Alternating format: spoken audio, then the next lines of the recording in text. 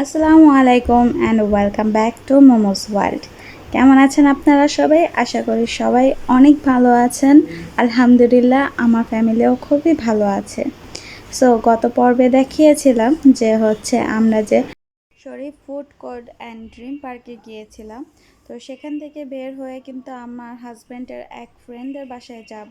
তো সেখানে যেয়ে কী করেছি চলেন আপনাদের সাথে সে ভিডিওটাও শেয়ার করি।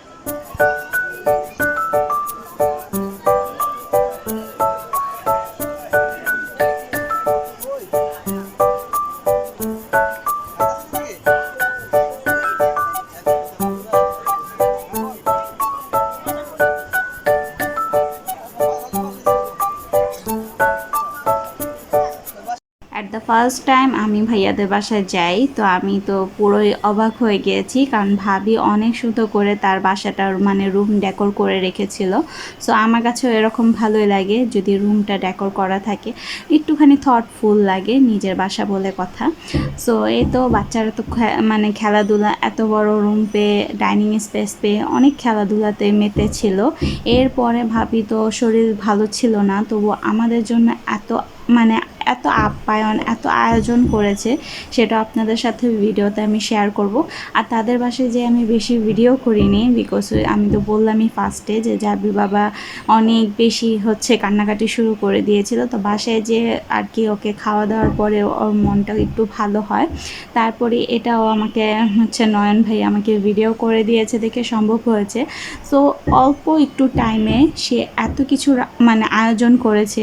ইলিশ মাছ ভাজা, গরু মাংস, তারপর মুরগির মাংস, তারপর চিংড়ি মাছ, পোলাও, মানে কিছুই কমতি ছিল না।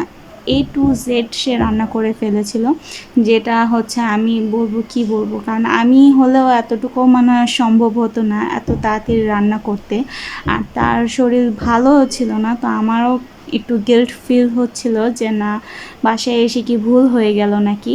তবুও এখানে যদি ভাবি দেখে থাকে তাহলে আমি তাকে অনেক থ্যাংক ইউ বলতে চাই, কারণ অনেক ভালোভাবে সে আমাদেরকে আপ্যায়ন করেছে। আর এই তো আমরা খাওয়া দাওয়া করে নিচ্ছি। আমাদের খাওয়া দাওয়ার পরে আমরা রাত করে বের হয়ে গিয়েছিলাম।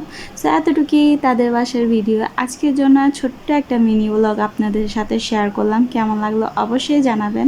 আর আমার চ্যানেলটা মোমোজ ওয়ার্ল্ডকে অবশ্যই সাবস্ক্রাইব করে রাখবেন, আর পাশে থাকার বেল আইকনটা প্রেস করে দিবেন। লাইক কমেন্ট অবশ্যই ভুলবেন না, এটাও দিয়ে রাখবেন।